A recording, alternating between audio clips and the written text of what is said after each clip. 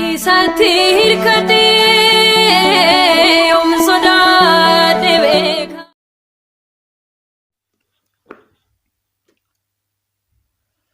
Maqaa Abbaa, kan Ilmaa, kan Hafuura Qulqulluu Waaqa tokkoon ni amanna. Ameen.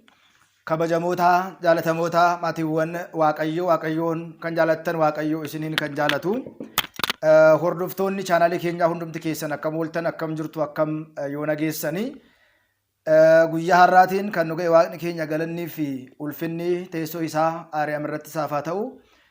Maatiiwwan Waaqayyo hordoftoonni yeroo santuubii biyya keenyas biyya alaas jirtan hundumti keessan nu hordofaa kan jirtan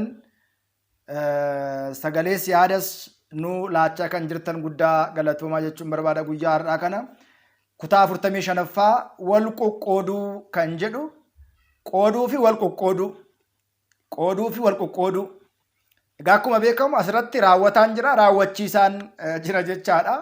Wangeela Luqaas boqonnaa 15 lakkoofsa 11 gubbaa irratti qooduu fi wal qoqqooduu jedha. Kan qoodu eenyudha? Kan wal qoqqoodu immoo eenyudha kan jedhu akka laalluufidha. Biyya keenya keessatti rakkoon yeroo ammaa kana mul'atu isa kanadha. Wal qooduu fi wal qoqqooduudha.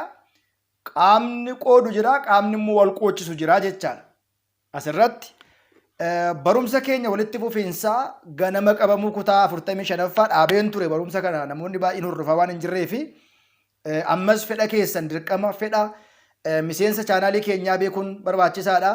Namoonni chaanaalii kana hordoftan fedhi keessan maalidha? Barumsi isin barbaaddan maalidha?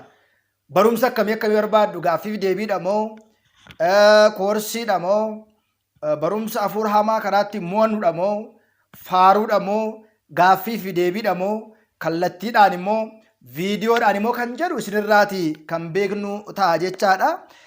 Egaa akkuma beekamu qooduu fi wal qoqqooduu kan jedhudha. Kaayyoon dubbii sagalee Waaqayyoo guyyaa har'a qaamni wal qoodu jira, qaamni wal qoodchisu immoo jira jechaadha. Namoonni akka wal qoodanii fi akka isaan garaagartummaa uuman kan taasisu hin jira. Guyyaa har'aa kanas kan laallu isa kanadha. Wal qooduu fi wal qoqqooduu sadarkaa jalqabaatti namoonni akka wal qoodan, namoonni akka isaan wal jibban, qooqaanis, lammiidhaanis, hiddaanis, naannoodhaanis akka isaan wal jibban kan godhu abbaan jibbaa eenyudha? Daabiloosidha. Obboleessa obboleessa irratti kan kaasu, obboleettii obboleettii irratti kan kaasu, ollaa ollaa irratti, fira fira irratti, ilmoo obboleessa irratti, haadha ilmoo irratti, ilmoo haadha irratti, abbaa ilmoo irratti, ilmoo abbaa irratti kan kaasu eenyudha? Seexanadha. Yookiin immoo hafuura hamaadha jechaadha. Sadarkaa jalqabaa irratti ka'umsi wal qoqqooduu yookiin immoo wal qoqqooduu eenyudha? Waaqayyo otoo hin ta'in seexanadha jedha. Sanaan booda hanqina jireenya keenyaa arguudhaan, dadhabina kiristaanummaa keenyaa ilaaluudhaan gidduu keenya galee akkuma nama qorbiidhaan qamadii yookiin immoo xaafii dha'utti addaan bibittinneessee namoonni tokkummaa akka hin arganne kan godhu eenyudha? Seexanadha. Seexanni immoo qaama karaa dadhabbinaa yookiin immoo dakkaamaa goonni kan jennu.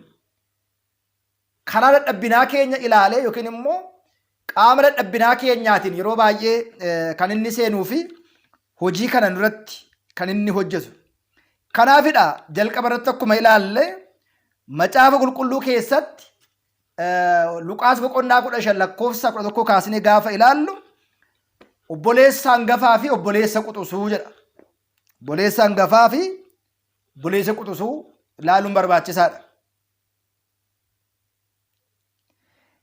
Inni xiqqaan akka abbaa isaa kan hin rakkanne gaafa ta'u abbaan isaa rakkatee guddiseera.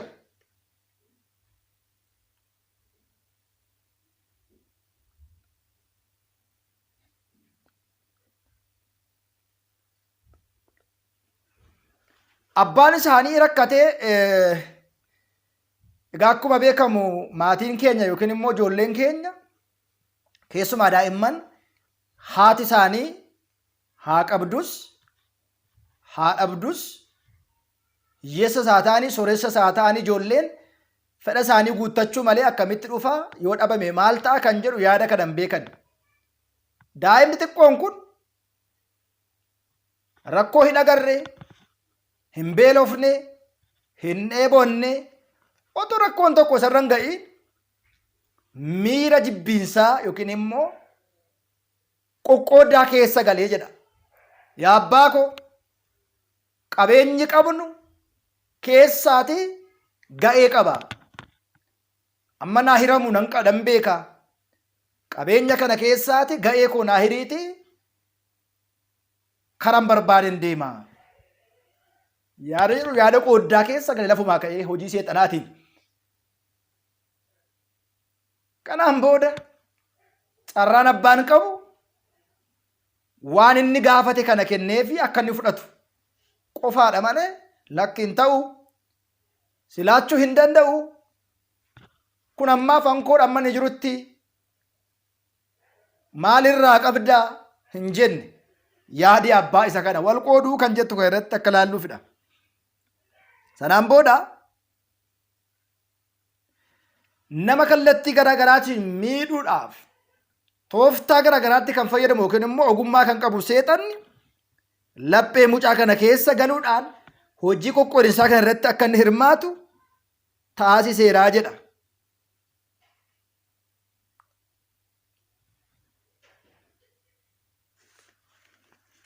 Kanaan booda gaa qabeenya isaa gahee isaa abbaa isaa irraa qabatee fudhatee karaa sukkuu eegale. Amma wangeela kana irratti hin beekna baay'ooliin keenya.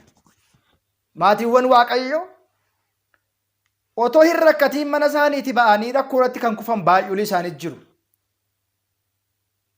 Jireenyi yookiin immoo qabeenyi mana maatii keenya caalaa waan jiru nutti fakkaate tasuma ka ba'anii mana keenyaati. Mana abbaa kooti yoon ba'e jireenya kanaa olitu argama yookiin immoo jireenya kanaa oliin jiraadha. Abbaa kooti fayyadamurra ormaaf garbicha ta'u. Mana abbaa isaa jiraachuurra garbummaatti jiraachuu. Bilisummaatti jiraachuu garbummaatti jiraachuu. Namni baay'een akkattidha. Rakkoo baay'ee keessa kan galu otoo hin rakkatiin qorumsa keessa of galchuu. Otoo hin dheebotin yeroo tokko tokko immoo quufni mataan isaa quufni daangaa darbe rakkoo biraa fidee dhufa. Yeroo baay'ee namoonni yakka keessas hojii sagaagalaa keessas kan galan gaafa machaaniif gaafa dhugan gaafa humnaa ol nyaatan soomii keessatti sagaagalli yaadamu. Yaaduu jechuu otoo hin ta'e rakkina keessatti Waaqayyoon hin dagatamu. Maatiiwwan Waaqayyo yeroo baay'ee quufa keessatti Waaqayyoon kan dagatamu. Namnis gaafa fayyaa isaa Waaqayyoon dagata malee gaafa dhibame Waaqa isaa yaadata. Namni baay'een immoo Waaqa isaa kan yaadatu gaafa gidiraa, gaafa rakkoo, gaafa qorumsaati, gaafa dhabuuti, gaafa siree irratti ciisee ooludha malee gaafa fayyaa qabummaa qaban qabaa hin guuttu, gadhiisan goodaa hin guuttuu jedhama. Mammaaksuma waan jiruudhaaf maatiiwwan Waaqayyoo kitaaba qulqulluu keessatti ka'umsa wal qoodinsaa namoonni ta'an, ka'umsa kufiinsaa wantoonni ta'an baay'ee jiru. Daa'ima kana laala rakkoon qabu mana haadha isaatti dhugaa mana abbaa kan isaaf yaadu waa biraadha manni isaanii guutuudha baay'ee deeme. Maal taate yaa ilma koo lakkii sitti hafu. Yaanni kee kun sirri miti. Karaatti deebi'i. Mana abbaa kee otoo sitti hin irratin, otoo hin beela'in, otoo hin dheebotin, otoo hin daariin maal taatee rakkattee gaafatti deemuun qaba. Deemuun qaba bakka. Akkuma beekamu Israa'eloonni biyya Gibxitti buqqee nyaachaa guddatan. Buqqeen nyaata gaarii ta'ee otoo hin ta'in nyaata qulqulluu Museen Waaqayyoo irraa kadhatee saba kanaaf kennurra buqqee kan Gibxi ummanni Israa'el filate ilaala. Quufni namaa rakkisaadha. Achuma bakka garbummaadhaan jiraanne bilisummaa dhabnee otoo buqqee dhuba kana nyaachaa nyaata qulqulluu samiirraa nyaata buqqee lafarraa margitutu saba Israa'el fuuldura dhufe. Rakkisaadha. Fedha nama kana fedha ilmoo namaa guutuun hin danda'amu. Waaqayyoon fedha namaa guuteefit isa uume yoo ta'u iyyuu ilmi namaa fedhi isaa rakkisaadha. Fedha namootaa hundumaa immoo guunnee hin dandeenyu. Quufni immoo dhumni isaa kufaatii rakkoo garaagaraa bakka ka'ee namni kun bucaan kun nan deema bakka yaadi qoqqoodinsaa otoo tokkummaa itti jiraatanii gaariidha. Qabeenya abbaa isaanii, manni haadha isaanii, jireenyi maatii isaanii isaan ga'a. Waa'ee qoqqoodinsaa keessa maaltu fedhe bakka gahee koo naa kenne gaheen argachuu malu. Akka ilmummaatti, akka abbummaatti waan irraa sirraati ani qabu, akka ilmootti immoo waan naaf kennamuu qabu naa kenni jedhe. Nan deema bakka mana abbaa koo gadhiisee tan deema. Namni baay'een otoomaan nabiin otoomaa hin rakkatiin manaa ba'ee rakkoo hin taane gidiraa hin taane keessa yommuu galutti namoonni baay'een kan argaman. Namoonni akkas ta'an baay'ee jiru. Quufaatiin rakkoon dhufu baay'ee ulfaata. Yoo quufan malee hin utaalanii, utaalan malee immoo hin cabanii jedha. Jireenyi daangaa hin qabne, kiristaanummaan daangaa hin qabne, aalseerummaan itti baay'ate, maalla dhibdeen itti baay'ate dhumni isaa kufaatii ta'a. Itti miti yoo si dhaga'uu dide rakkoon ittaayimu mikaroo bikaaloo makaraa yimkaroo jedha abbooliin. Abboolii keenya dhageenye, wangeela dhageenye, karaatti deebi'uu yoo baanne, yoo dhaga'uu baanne, yoo gaabbii galuu baanne, dhuma isaa irratti bu'aa nuti argannu kan argamu ta'aa jechaadha. Bu'aan dhageettii dhabu dhumni isaa rakkoo guddaa fida. Mucaan kun yaada isaa keessa tokkummaa'urra wal qooduu, wal faana jiraachuurra addaan hirmaachuu. Namoonni akkas yaaddan jirtu laata jireenya keessa keetti. Bakka ani ga'ee koo naa kenni bakka sirraan deema kan jedhan jiru. Amma haati warraa fi haati abbaa warraa bakka sirraa hirmaadhee tan deema bakka qabeenya koo naa kenni. Waan sirraa qabu naa kenni. Mana kana gurgurree tirannaa. Ijoolleen isaan jala jiran. Ijoolleen isaan maatii isaan bulchan kun eessa isaan wal qoodatanii warraa deemu. Ijoollee abbaa malee haadha malee guddisuu rakkoon akkasii kun hawaasa keenya keessattis yeroo ammaa kana furamuu kan hin dandeenyeef furmaata argachuu kan hin dandeenye isa kana namni baay'een tokkummaa irra wal qooduu, jaalalarra jibbiinsa, wal faarsuu irra wal abaaruu, wal gargaarurra wal saamuu, walii kennuurra wal harkaa fudhachuutu namoota baay'ee isaan qana'a. Namoota baay'ee keenya nu qana'a. Mana abbaa keenyaa jireenyi guutuun yookiin immoo qabeenyi gahaan otoo jiru waan ittiin jiraan otoo hin dhabiin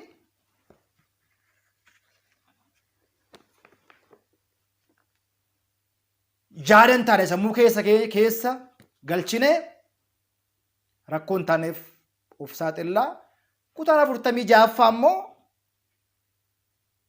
qabeenya ofii facaasuu, qabeenya ofii maal gochuudha bittinneessuu kan jedhu kutaa 46 laallaa.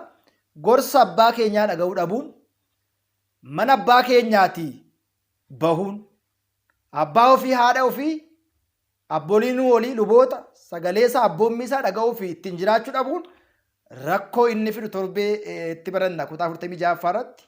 Qabeenya isaa bittinneessuu kan jedhu yookiin immoo bittinneessuu. Amalli kun amala eenyuuti? Yeroo dhufu ni ilaalla kutaa 46 kan nu barsiise kan nu gorse Waaqayyoof galanni haa ta'u. Viidiyoo kana yoo sitti tole laayikii godhaa, sheerii godhaa. Miseensi haaraa taatan immoo sabiskiraayib gochuu hin dagatinaa. Waaqayyo sin faanaa ta'u laphee nuuf haa kennu. Laphee Liidiyaan kan laphee hunda keenyaa nuuf haa banu. Nagaatiin naa tura.